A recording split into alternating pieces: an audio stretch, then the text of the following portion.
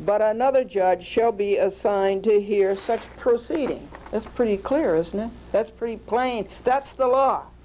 But you don't find one United States District Judge doing it. Oh, I think Barrington Parker recused. But you don't find Sweet obeying it. And you certainly don't find Brody in Philadelphia obeying it. Whoever in any matter within the jurisdiction. Okay. Hasty superficial, back to describing it. Dictum, no basis in law, collusive, infradig, beneath their dignity, despotic, autocratic, heterotaxis, a Picasso. Both orders are illegal for all of the reasons stated in Glendora's motion submitted August the 23rd, 1999, which I just read you, fully incorporated herein by reference. It is not fair to have the same bad judge on both cases. She's on Glendora versus Nickerson, and she's on Glendora versus Everett, City of New Rochelle, Kelly, O'Rourke, and so forth, and the New York State Department of Motor Vehicles. It's taxpayer wage. It's $130,000 a year. That's what these federal judges get paid for by you. Wouldn't you like to have $130,000 a year? No, not you. You're just a taxpayer. You don't count. Apostatic, un-American, another minus mark, another contributor to no public confidence in the courts. Federal courts are so bad all the way through. Send copies to Schumer and Hatch. Glendora has done her patriotic duty. She's uncovered another one. Glendora has to find some way to stop this litigation. There is nothing new to find out. They're all bad. Another TV report, a half hour per week for months, exposure of the dishonesty and dishonor of the United States District Courts, and in this case, of the dishonesty and dishonor of the two New Rochelle cops, Kelly and O'Rourke, the New Rochelle Common Council, and the city manager of New Rochelle, and the street cleaner. Another hack, this is about Brody, abuse of presidential appointment, a transfer must be in the interest of justice. Any fool can see Brody's transfer is not. She is in error, she abused discretion. Appeal, opacity, Glendora's right, the Brady bunch is wrong. And here's her order with Glendora's marginalia and interlineus. And there's more. It's okay with Brody that a neurotic street cleaner sideswipes a stationary vehicle, does $1,200 damage, that a crooked cop and sergeant lie, that a dope DMV violates civil rights and robs an angel of his license to drive with no hearing and doesn't answer legal papers, and they are all in default. That doesn't bother Brody a bit. Does Brody stand up for right? Does she do her duty to the United States of America? No, she colludes. Folks, it's so sad. If anything bad like this ever happens to you, you don't have any place to go. There's no courts left. As I said I wrote 5 legal papers on Thursday, and as I said to 2 courts, it's Halloween decoration. It's a skull sitting on a black rope.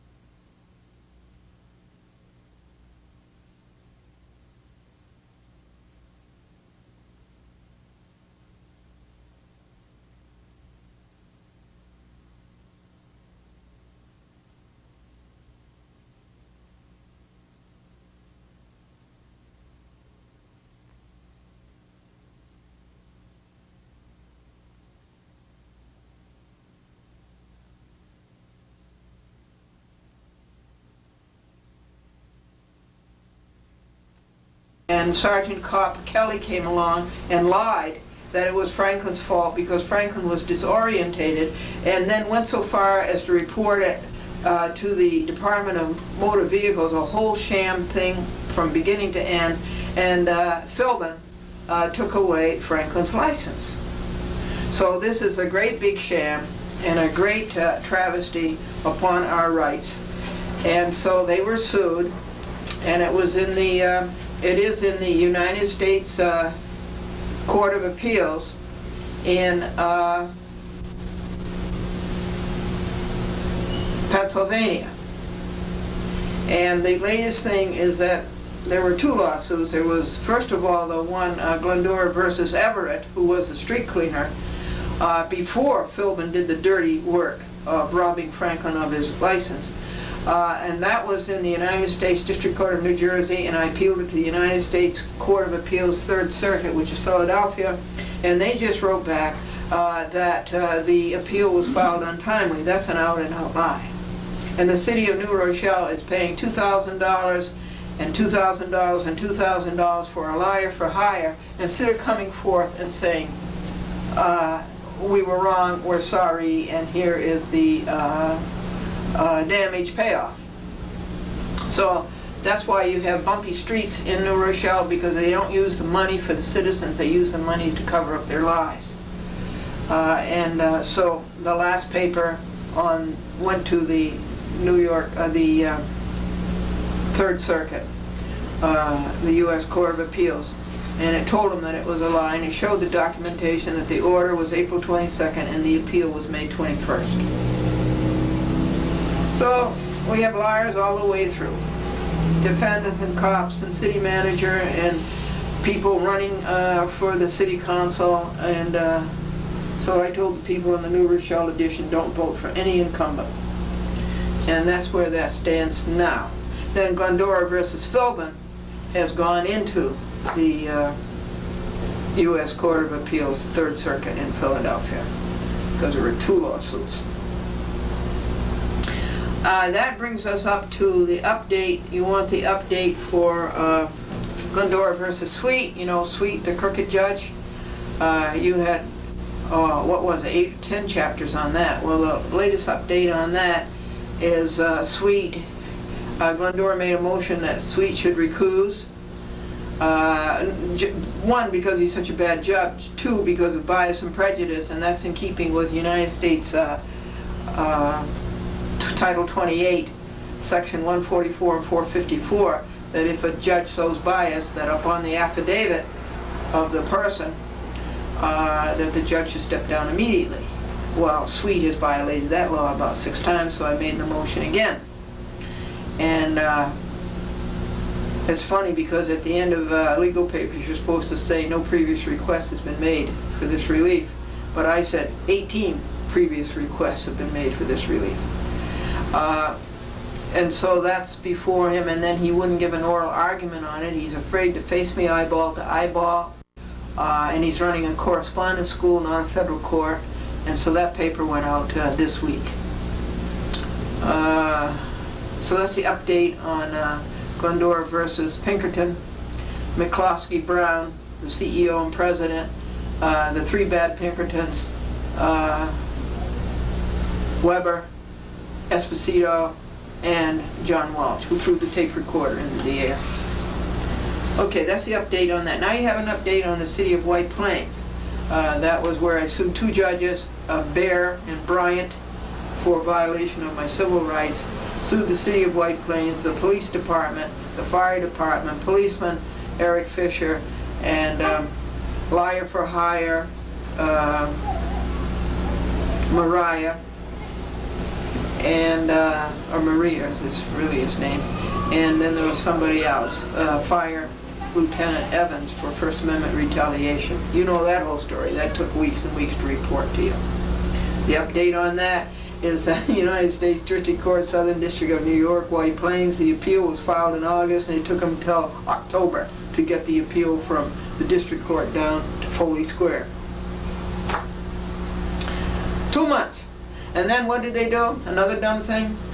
They sent their the court's appeal, the copy for the United States Court of Appeals,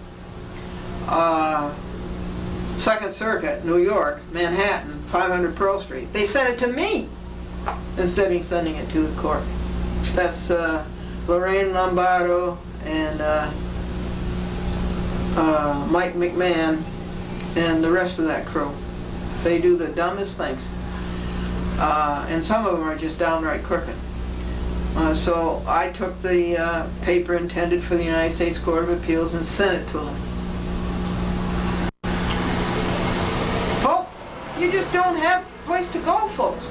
When anything bad happens to you, you have no protection. The courts are dead. You know what they're like? They're like the Halloween decorations. They are skulls sitting on black robes, empty black robes. That's what they're like. Okay, now we're moving on to, let's see, Bryant. I haven't finished telling you about the cheats and lies, stealing and thievery of Charles L. Bryant, who was a United States District Judge, who lives in Ossining, and whose father was a doctor in Ossining, and who was on the county legislature, and through all of the politics and everything was made a United States District Judge. And he enthrones himself in White Plains.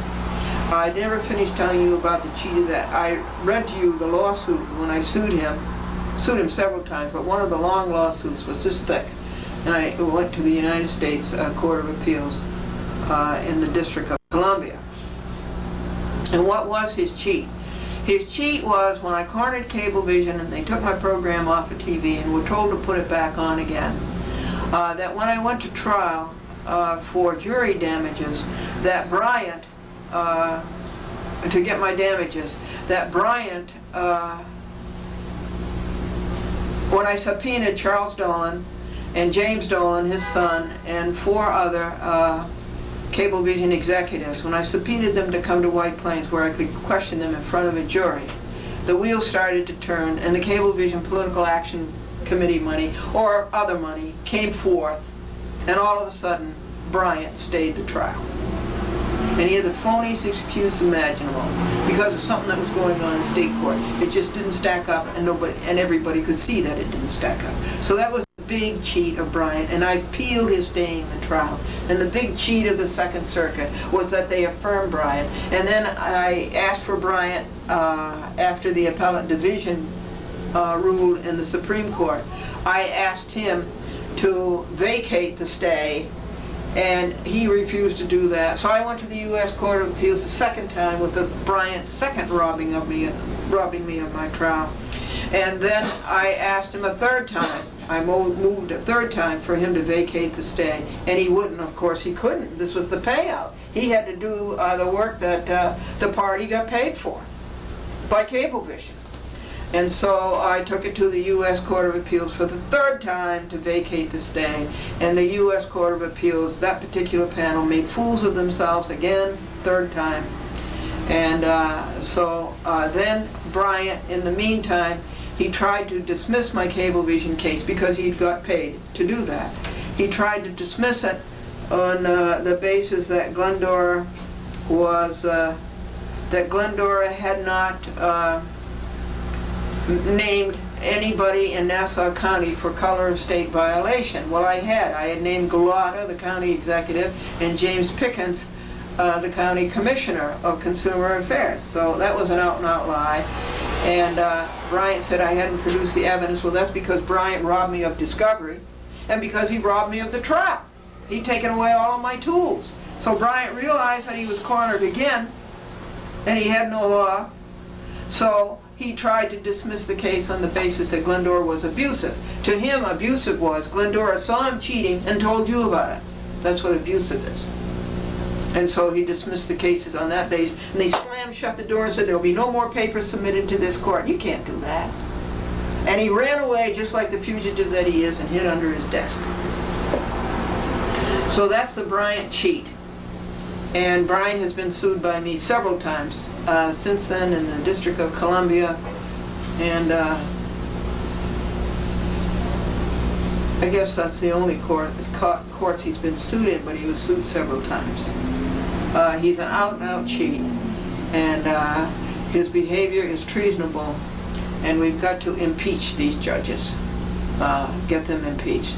Because after all, this is by the consent of the governed. You are the governed, and what that means, that it's a government of the people, by the people, and for the people. That's what it should be, but it isn't now. This is not the government, this is the anti-government, and it's a civil recall operating within it. And you and I have got to depurate the government, and we've got to get good people in there. Now, that brings us up to another Bryant cheat, in addition to the Cablevision one, the Texaco one, the Texaco derivative action. So I think we should start the reports on the Texaco derivative action. And that's about 8 volumes. So I've got to figure out a way to give you a synopsis of that. But I must at the same time expose all of the cheats of Charles L. Bryant and his henchmen. So, you remember Roberts versus Texaco. Texaco did not give independent contractors equal protection of the law against blacks and against women. They discriminated against blacks and they discriminated against women. And Roberts brought a lawsuit and a whole lot of other people. And that went before Charles Bryant. And that case was settled.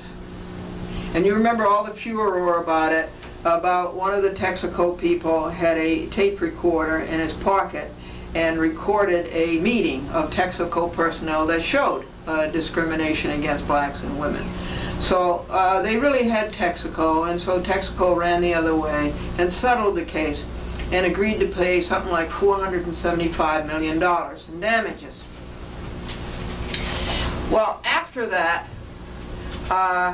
some Texaco shareholders named Kaplan and others brought a derivative action against the chairman of Texaco, Peter I. Suher, and the board for failure of their fiduciary duties to shareholders. That's called a derivative action. It was brought in behalf of the shareholders because these people were not producing the money that they should for shareholders. And a law firm named Milberg Weiss, and all in the person of David Burchett, got a hold of this derivative action and settled it. And this turns out to be a sham. These derivative actions, these class actions brought under Federal Rules of Civil Procedure 23.1 are a good thing, but like everything in the courts, abused by lawyers and judges, money makers, Shylocks, avarice, greed. And Burchett went out and got this case settled, and Bryant was all for settling it because the case was too complicated for Bryant to understand. And so Bryant always takes the short-circuit way out. Settlement. And it never should have been settled, folks. It should have been brought before you. It should have been brought before a jury instead of swept under the rug the way it was. And Bryant, even in the Texaco case, tried to keep the New York Times out of the reporting the truth that was happening in the side room, which Bryant always does. He calls the people out of the public courtroom and takes them in the side and deals and dickers. And so all the shareholders were notified of the settlement of the derivative action. I certainly oppose the settlement. There are all kinds of reasons for opposing it. Number one, I don't think all of the shareholders were served, and there was no affidavit of service under penalty of perjury that they were served. They were settled because Texaco was going to let people look through a task force report of how they were hiring minorities. that was nothing. It was really a no gain. So I opposed the settlement. And I said that Texaco, right in the middle of this, is breaking the law right under your noses. They're breaking the New York State Business Corporation Law, Section 624, by not letting Glendora see the books, records, and minutes. Texaco could not be trusted. Burchard and the board could not be trusted. On the board was William Wrigley. And at the annual meeting, I told William Wrigley that he made good gum, and he said, thank you. But the rest of them, Thomas Vanderslice, you know how bad a character he is, and Murphy, the head of ABC, American Broadcasting Company, you know how bad they are through the Gelman case, Glendora versus Michael Gelman, who didn't return my tapes. It's all very involved. And so right there before their eyes, they were breaking the law.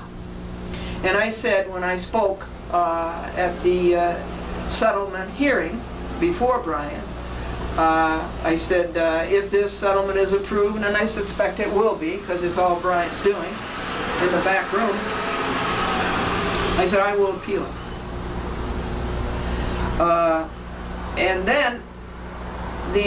And it was approved. And that was the day that I came out of Brian's courtroom that screwball John Walsh of Pinkerton took my tape recorder and threw it into the air. That's the Pinkerton case that you've heard about for weeks and weeks and weeks and weeks. These are all tied in together. And then I appealed the settlement in the United States Court of Appeals, Second Circuit. And then the next thing that Brian did was to award attorney's fees. This racket that Burchard is running, he goes in, he does nothing, he gets these cases settled, and then he wants $1.4 million. $1.4 million in attorney's fees. Brian did is that instead of making the decision himself about the $1.4 million attorney's fees, he got a master, which he can do by Federal Rules of Civil Procedure, Rule 53. He got a master to make the decision as to the $1.4 million attorney's fees. The master did nothing. I went to the objector's meeting. He did absolutely nothing. He never swore under penalty of perjury that he did the hours that he did, and nobody monitored what he did in those hours. And so the master gets $62,000 from the Texaco shareholders for that work that Merdler did. His name is Charles Merdler at Shirk-Levin down on Maiden Lane. Real estate alone must be $15,000 a month or something like that. And so I figured that, and I suspect that Bryant might have got some of that $62,000 because they're buddy-buddy, Bryant and Merdler. And there was no need of that because Bryant is paid $130,000 a year by you, the taxpayers, to make decisions. It was his job to make the decision on $1.4 million attorney's fees. And also, the people who filed the derivative action paid $150 filing fee to have this adjudicated by a court. So you see, I think there's hanky-panky going along there. And I appealed the appointing of a master and the paying of $62,000 shareholders' money to Merdler. And then the report comes back from Merdler, all right, give him $1 million in attorney's fee. Cut out the $400,000, give him $1 million. This is Burchard's game. And so Brian, of course, rubber stamped that because the thing was all preconception, it was all stacked, it was all rigged, it was all fixed. And so when the $1 million award attorney's fee came out, I opposed that. And I appealed that in the United States Court of Appeals for the Second Circuit. And William Rand, who is a lawyer, but a shareholder at Texaco, he and I became great friends, and I urged him repeatedly to appeal. And finally he did appeal. And guess what? He appealed in the United States Court of Appeals for the Second Circuit, and he won. The order was the attorney's fees for $1 million had been reduced to zero. Burchard didn't get his greedy Shylock cool million. And Bryant was reversed. And Murdler was reversed. It's a huge victory. A huge victory. Attorney's fees of $1 million are reduced to zero. Who was the judge? Judge Minor, up in Albany, U.S. Court of Appeals. That was a huge victory. And William Wren had to go pro se to do that. And I always have been pro se. So it was a huge victory for pro se. And it was the second win in the Second Circuit for Glendora. Pro se Glendora beats Charles L. Bryant twice. The first one was Glendora versus Cablevision, where he dismissed the case in his usual sloppy way. And it was his decision was vacated, and it was sent back to him to do it right. Now, a second victory out of all this was that Minor also ruled that the motion panel of the Second Circuit was wrong in saying that Glendora could not appeal the case. And Minor vacated that. He reversed his own motion panel in the Second Circuit. So that was another huge victory, because you know what's going on in the Second Circuit with Glendora. Ralph K. Winter is out to get her. And every time he tries to get her, he makes a double fool of himself, triple and quadruple. And he's never been able to get her. Glendora goes on appealing. Not being an appealing person, but going on appealing. And so that was Ralph Winter who told his motion panel, don't take any appeal that comes in from Glendora, dismiss every appeal. There's no judge's rule on it. They just simply, the clerks just simply dismiss them, and of course that's all illegal. And it's all against the whole idea that Congress makes the laws and judges are there to enforce them. And judges try to make laws, which is a stupid thing to do. So that was the second great victory in that case of Glendora versus the Texaco settlement, the Texaco master's fee of $62,000, and the Texaco award of $1.4 million. As far as Glendora versus Texaco taking away her right to see the books, records, and minutes, you can see why they don't want anybody to see them, is that they've done a horrible crime and they're trying to cover it up.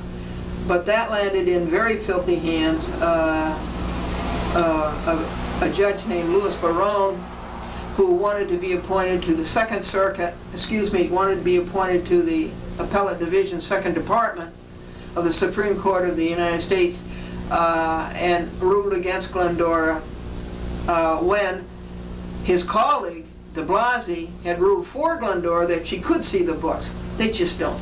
You know, in all their machinations and their greed and their power lust, they just get themselves so entangled, and they do such foolish things, and they make such fools of themselves. And so that's against Louis A. Barone, but that was reported in the White Plains Fort Chester edition. But that's that in a nutshell. And the nut in that case is Louis A. Barone, and he was sued in the United States District Court, and he couldn't rule against Pataki because he wanted Pataki to sign his appointment to the Appellate Division. But we're catching them, and we're exposing them, and when we get the time when the litigation is over, we're going to picket them. So it all, in the end, right always wins, folks.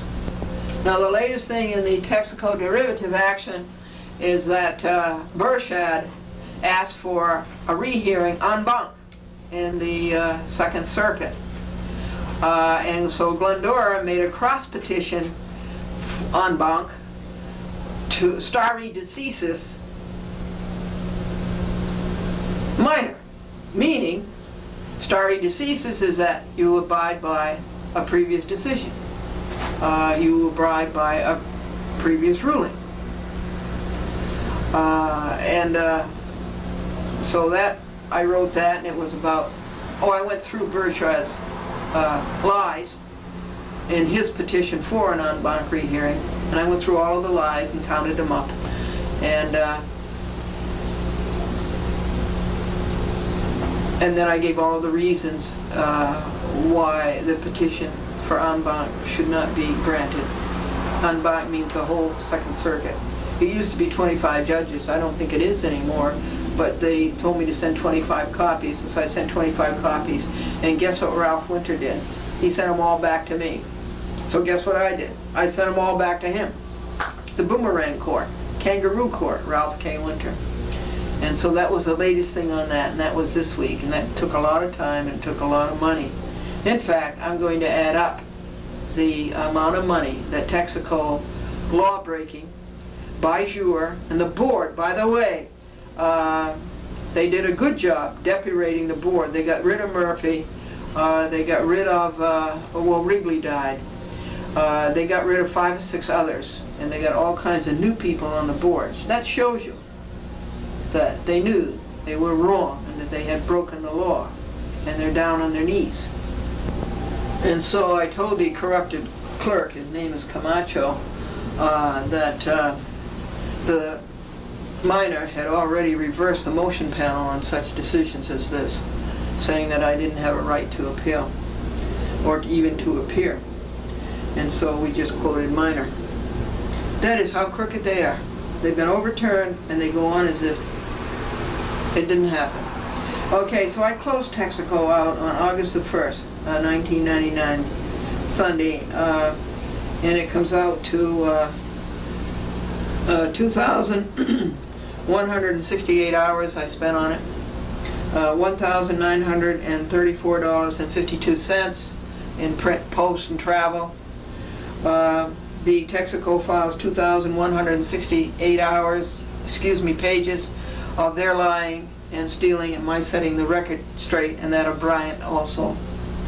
And it's 8 volumes, and it's 1 file drawer, and there have been 502 lies told by Burchard and by Bryant and by Merdler and by the Texaco people. And it was 62 mailings, and it was 4 TV reports, and this is the 5th one and the final one. It went on from February the 18th, 1998, the day that I was notified of the settlement, and had a chance to oppose it, up to, well, right up to this week, which is October, the last paper went out about October the 15th, Friday. And there have been the more hours and more dollars added, of course. And so that closes the Texaco case. I will have to give you updates from time to time. And here's my stock certificate.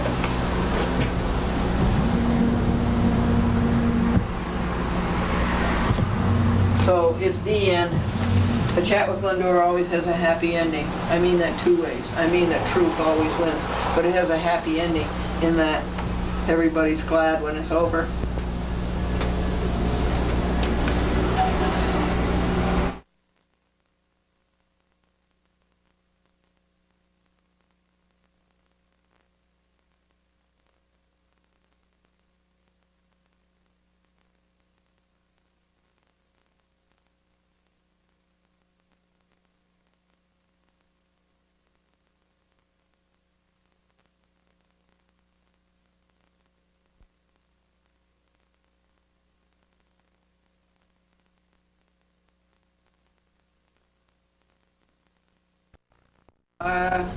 Is getting better. He said, look here, there's only 1, 2, 3 typing mistakes.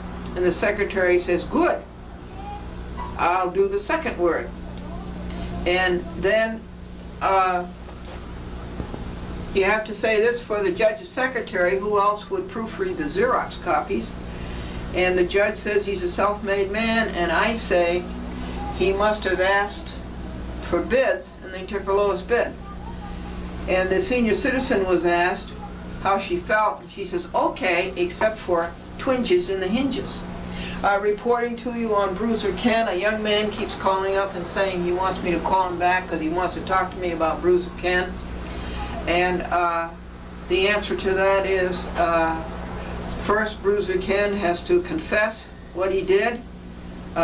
He has to atone for it, and he has to repent. That is the time to talk to him.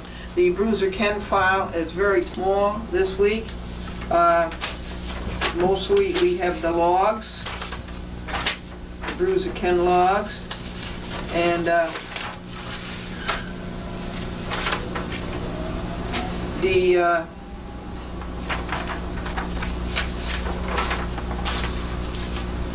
it contains a copy of a letter by Glenn Vickers to Senator Charles Schumer, asking him to assign a special prosecutor to investigate and prosecute judges from the Appellate Division, 2nd Department.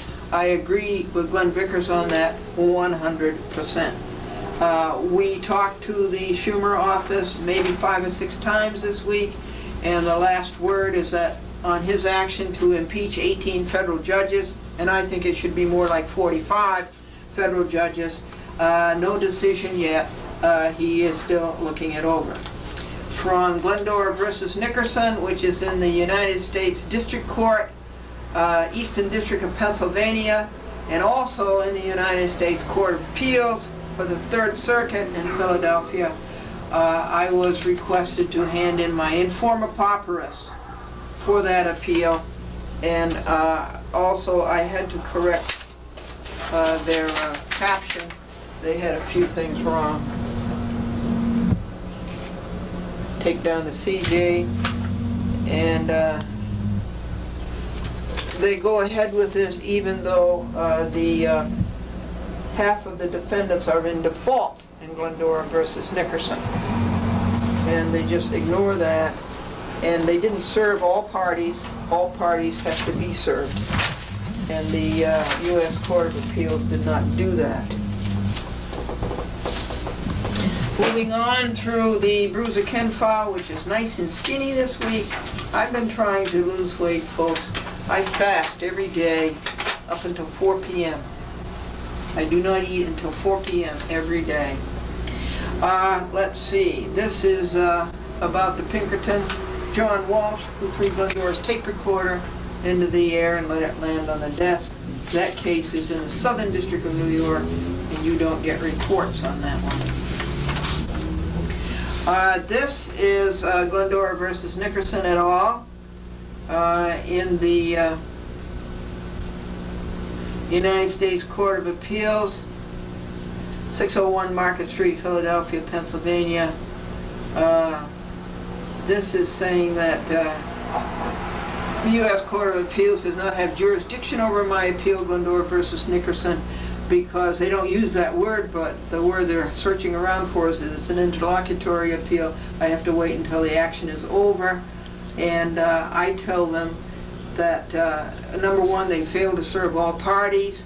Half of the defendants' appellees did not appear, and the appeals court fails to serve them, and it's more running away from the 28 U.S. Code, Section 372B1, which is conduct prejudicial to the effective administration of the courts, and that of the business of the courts, and the business of the courts is what? You're right, justice. So I tell them it's more that you do have jurisdiction, your job is justice, you are paid by tax citizens to do justice, your salaries are tainted money. It ain't yours and it ain't mine. Defendants' appellees are in default on that alone by your own service list. You should grant Glendora the relief sought. You betray America. It's a Halloween decoration, a skull sitting on top of an empty black robe. The public has no confidence in federal courts. Weekly, Glendora exposes us on TV on 14 cable systems. They are a sham. Alternatives to the federal courts of appeals. Brody's recklessness is error and abuse of discretion, and it is an impeachable order, and it is an appealable order. It certainly is impeachable too. And it is your job to catch it and stop it. You fail the American public. It's a cop-out, a runaway, it's fugitivism. Form letters and computer spit-outs are not worth $130,000 a year. Do you know, times twice, times three. Do you know that's what federal judges get paid of your tax money, $130,000 a year? Do you think they earn it? No. Glendora says the United States Court of Appeals Third Circuit does have jurisdiction and petitions for re-argument unbound. Dated White Plains, New York, October 14, 1999, Anno Domini. The service list is the Center for Judicial Accountability Incorporated, Glendora TV audience, clerk, 3 copies. Barnett, Sheehan, and Stiles, those are the crooked U.S. attorneys in the third, in the Eastern District of Pennsylvania. And here's the affirmation of service. And it should tell you here what this costs. I think it costs $3 and 2 hours. And that is the end of Bruiser Ken, except I've got to give you the stats, hours and dollars. Hold on, I've got to go get them out of another book. Here it is. We are up to 64 volumes on Bruiser Ken, his lying, his brutality.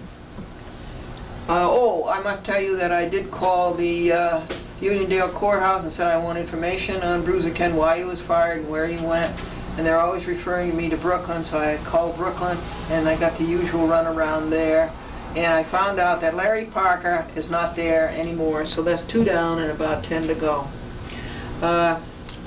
Let's see, 2,684 and a half hours to expose this brute, Kenneth H. Mildworm.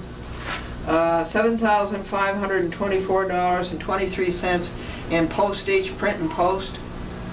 64 volumes, 22,916 pages. 5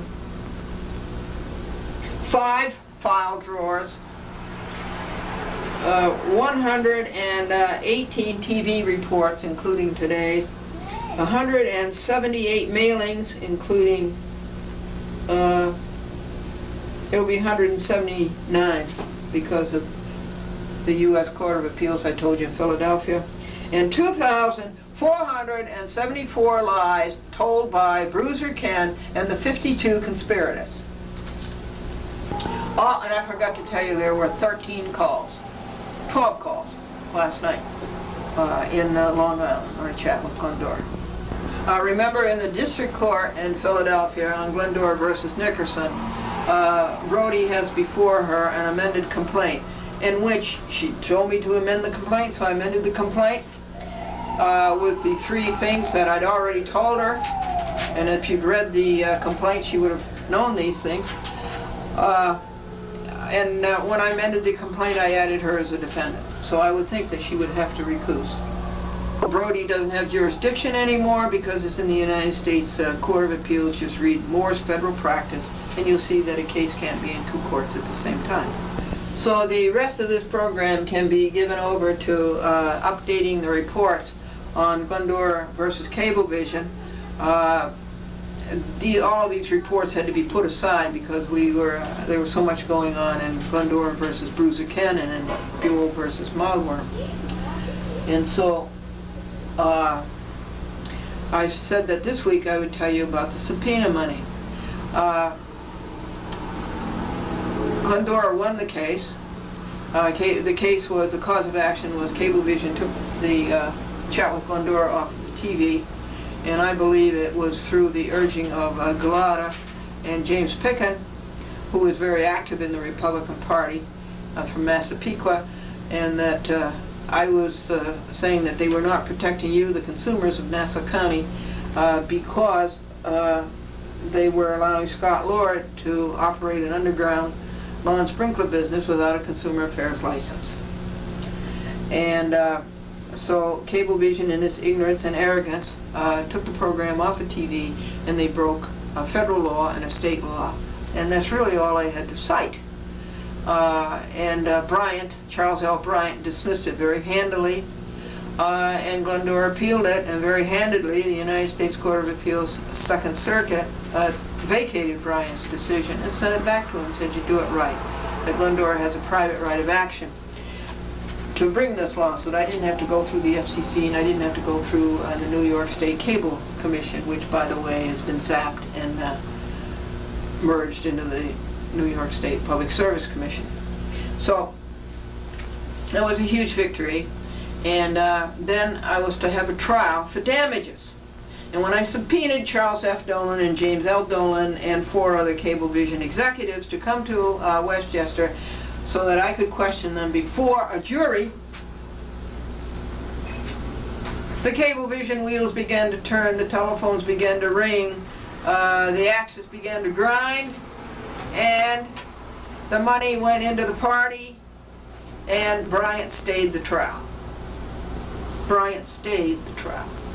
And Rule 38 of Federal Rules of Civil Procedure says that right to jury trial shall be held inviolate. And so does the 7th Amendment to the Constitution of the United States. But Bryant broke all those laws because the money came in. Either Political Action Committee, Cablevision Political Action Committee, it came in. And so Bryant stayed the trial. And he had no good reason to do it. And he had no law to do it. And he had no facts to do it. And he made a fool of himself. And so, up until then, Bryant was doing what was right, but that was the end of his doing right. From there on, he went downhill, and he did wrong. And so I appealed Bryant's staying of my trial to the Second Circuit, U.S. Court of Appeals. And then they did not do what they were supposed to do, and they affirmed Bryant, and they had no reason to do so, and they couldn't find a reason, and they couldn't write an opinion. It was all chicanery all the way through. The party had got the money. And so when the appellate division and Silverman made another decision in the Supreme Court, State of New York, County of Westchester, and so I moved again to Bryant to vacate the stay. And Bryant had no reason, and he really fumbles and bumbles all over the place, and it's a horrible, horrible record for an American to see. And so he did not vacate the stay. So that was the second robbed me of my trial, and so I appealed to the Second Circuit. On that, and the Second Circuit again affirmed Bryant. And then time went by, and Bryant had no reason to stay except for the fact that he was paid off. You see, I've told you this over and over again. You beat Cablevision in the courts. You corner them because they don't live by the law. They don't even know what the law is. You know, they're too busy counting the money and putting it in their pockets, your subscriber money. And so you corner them in the courts, and it's easy enough to do because they break so many laws. Then they pay off the judges. It's happened twice to me. And so I moved again for the third time to vacate the stay. And Bryant couldn't come up with any reason not to vacate the stay, but he made up a whole lot of gobbledygook, and you paid his law clerk, his little freshman, first job out of law school graduate to get the job, and so I appealed that when he wouldn't vacate the third time that he robbed me of my trial. And the Second Circuit bumbled and fumbled all around that. That was really a funny thing that came out of that. They said, well, this can't be properly before the Second Circuit, and this is after a year and a half. This can't properly be before the Second Circuit because Bryant didn't rule on Glendora's Rule 60B motion for relief from his judgment. That really made America look bad. And so they affirmed, or they did something, and in fact what they did was in such, couched in such lie language that nobody really could say what they were saying. And I asked for clarification, so they didn't do anything on that. They just slid under the rug. You know, I've told you how they slither and slide. And then Bryant had to dismiss the case, the Cablevision case, and had to get rid of it because it had been there something like, well, it's been there 5 years. And isn't that amazing? 5 years, half of a decade. And so Bryant said that Glendora didn't give the names of the people in Nassau County that showed color of state action, but Glendora did, so that was out and out lie, and I pointed that out. I had named Gulata and I had named Picken all the way through. And then they said, well, Glendora didn't have the facts and some other thing. And that I didn't have the facts because Brian had taken away my tools. He robbed me of my discovery, Rules 26 through 37 of Federal Rules of Civil Procedure for depositions and for interrogatories. He robbed me of my discovery, so it's his fault I didn't have the facts. And he had robbed me of my jury trial. So you see, and he realized that he'd been caught again. Bryant realized he'd been caught again. And so he had to find another reason to dismiss the case. And so what he dismissed it on, and there's no legal basis for this at all, he dismissed it on the fact that Glendora had been abusive. Well, abusive to Bryant means that Glendora had caught Bryant breaking the law and violating Americans and had reported it on TV and had reported it in her court papers. And then he wrote an order without ever hearing from me, and actually without ever hearing from Cablevision's lawyer for hire, Robert M. Callaghy. You know what a scallywag he is. I've reported to you about him several times. And then he shuts the door and says, no more papers will be submitted to this court. This is all illegal. And so my answer to that was to sue Bryant and to sue Callaghy and to sue his law clerk, Tormey, who is his ghostwriter. And this is Halloween. This is a good time to talk about ghostwriters. To sue them all in the United States District Court, District of Columbia. And that I did. And the papers were this thick. And then, when I appealed that, of course, and the Second Circuit again made a fool of itself over that one. It would be Ralph K. Winter. And then, when they rob your files. They take out the papers out of the file where you expose the judge. The clerks do that, and that's against Criminal Code 18, Title 18 U.S. Code, Section 2102. So, I went through all of my files and I made a docket, and the Cablevision file is something like 63 volumes and something like 22,000 pages. And I made a docket, and then I went to the clerk and I made a docket of what the clerk had. And I discovered that, sure enough, this ream of paper exposing Bryant's lies and cheats was not in the file. And so I told Michael McMahon, who is the chief deputy clerk in the United States District Court, Southern District of New York, White Plains, I told him that that was not in the file. And I had an affirmation of service that it had been served on the clerk. You know what Michael McMahon did? He didn't even read it, and he says, I'll send it down to the pro se office. See, more fugitivism. He knew that they were cheating, and he knew that they had been caught. And so, to get it back into the file, there is no time limit on a Rule 60B motion. A Rule 60B motion is when you ask the judge for relief from an order, to vacate the order.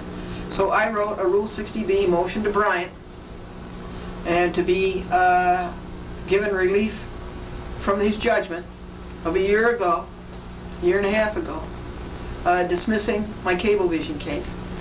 And I attached as exhibits the papers that were missing.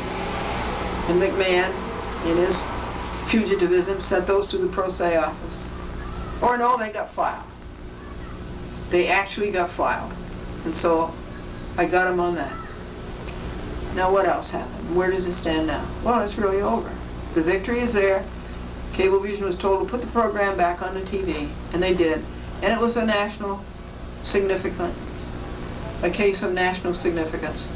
And I've never heard of anybody being taken off of TV for content since, except in the case of McClellan versus Cablevision in Connecticut, and he won that case too.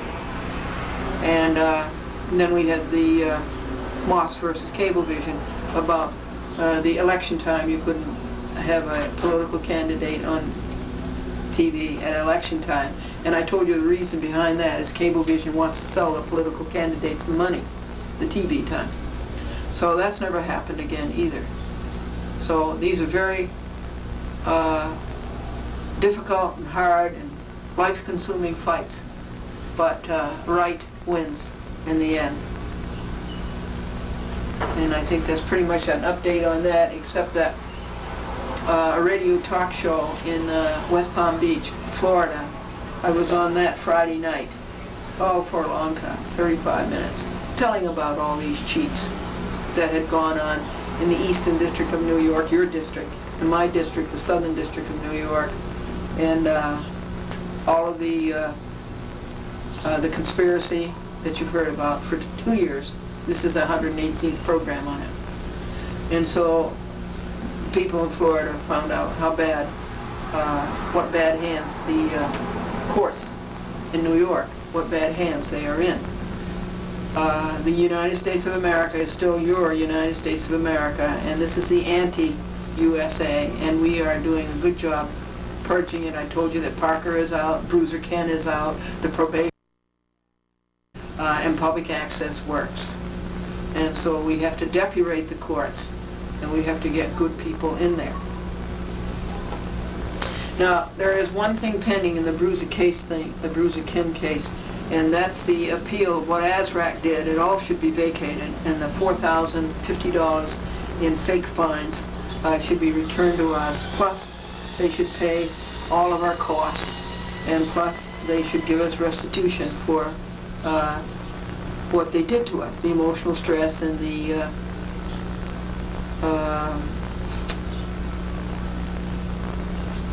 all of the work that we did, the labor that we did, thousands of hours.